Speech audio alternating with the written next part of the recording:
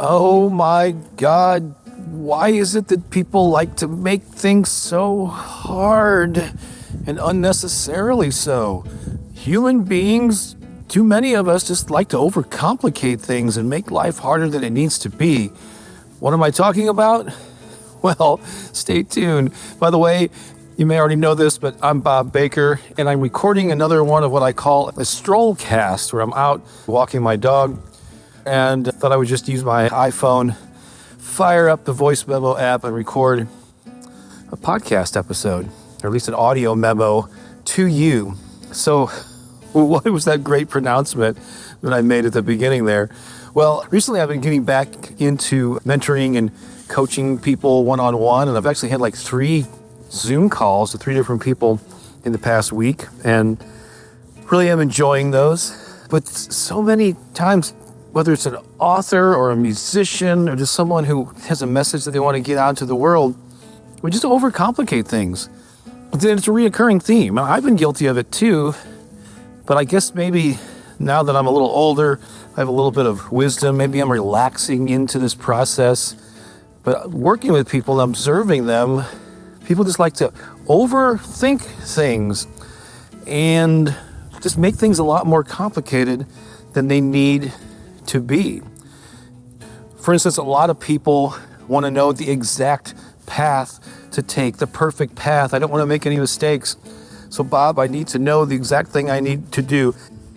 And sure, I can give some guidance on that, no doubt. But the truth is, and these are lessons that I learned from teaching and performing improv, as human beings, we're all just making stuff up as we go along. There's no roadmap, there's no program or instruction manual. We're all just trying to figure out this stuff as we go along. And yes, you can look to the successes of other people that you admire. It's great to be aware of the path that other people have taken. It's great to educate yourself and listen to interviews, read books, and listen to podcasts to get ideas. But ultimately, the only way you're going to make progress in life is just by getting out there and playing and trying stuff and experimenting and taking those baby steps that I often talk about. You put one foot in front of the other, and yeah, you may get inspired by an idea and have some sort of a loose plan that you start pursuing. But it isn't until you start taking those steps, getting your stuff out into the world in whatever form. It won't be perfect at first, and it shouldn't be.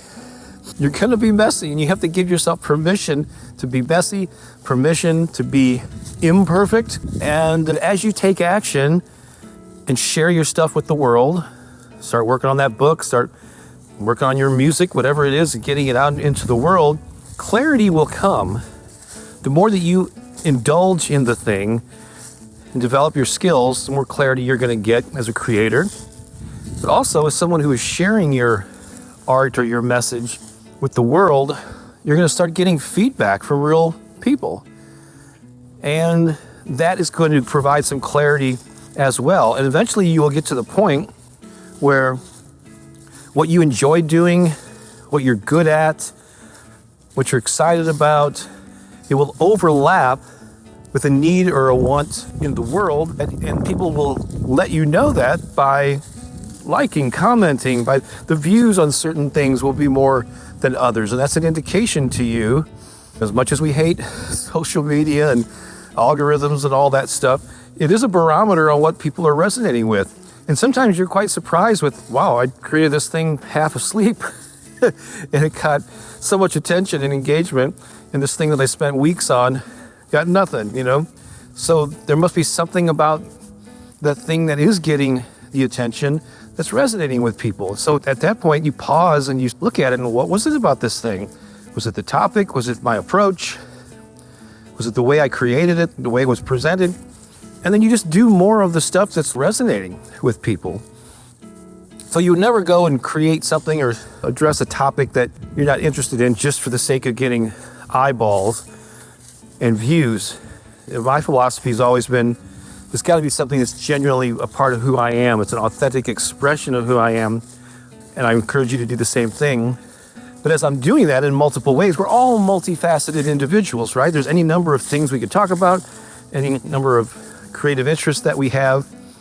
And so at first, when you're early in your journey, or even when you're well into it, don't get too obsessed about the brand and the specific type of thing that you're doing. Just put stuff out there, and clarity will come over time. So you just have to relax into that and trust. Now, I should say at this point that there are no guarantees. The world doesn't owe you a living. The world doesn't owe you hundreds of thousands of subscribers or views. But I do believe if you commit to sharing your stuff on a regular basis, that something that you put out there is going to resonate with people. If you pay attention to what that is and do your best to figure out why that resonated with people, and then you're willing to lean into that topic or that thing a little bit more and see if it has legs, see if additional things along the same lines also resonate with people. That's what happened with my affirmations YouTube channel.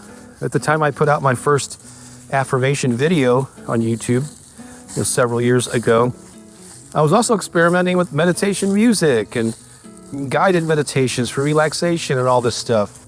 But the thing that I noticed caught on were the affirmations. And luckily, it's something that I had been using in my own life for decades. I really benefited from affirmations. I believed in them. And so I was excited about doing more of them. And here we are several years later, got like over 400,000 subscribers on my YouTube channel, just reaching many thousands of people, hundreds of thousands of people around the world queue up my voice now because I paid attention. I was putting stuff out there with a sense of experimentation and play, paying attention to what was resonating with people, then leaned into that with no business plan, no guarantee that anything was going to be ultra successful. But here I am. I've got a pretty decent impact that I'm making on many people around the world. So relax. If you find yourself stressing about this stuff, do your best to just make it a creative endeavor. And don't put too much pressure on this thing to monetize it. That's kind of like one of the worst things you can do, is probably put too much pressure on your art or your message. Hopefully you're maybe have your financial needs met from some other source or sources, so that you can allow this passion of yours to take time to develop. And maybe someday it will turn into a way that you can make a living. Maybe it'll just get to the point where it's a supplemental sideline income. Or maybe you just do it from a passionate standpoint, where you're just feeding your soul and you're doing some good in the world. And maybe it's not the main thing that you rely on to pay all your bills. So those are just some random thoughts. I hope that they're helpful for you as I walk the dog on this gorgeous February day here in St. Louis. Let me know your thoughts wherever you're consuming this. Is this helpful? Are you guilty of over-analyzing and overthinking things? And could you benefit from just relaxing into it and following your heart, but then also paying attention to the results that you're getting? Also, I have some free gifts waiting for you at bobbakerinspiration.com. Please head there now and download them for free. Have an amazing day. This is Bob Baker. Until next time, so long for now.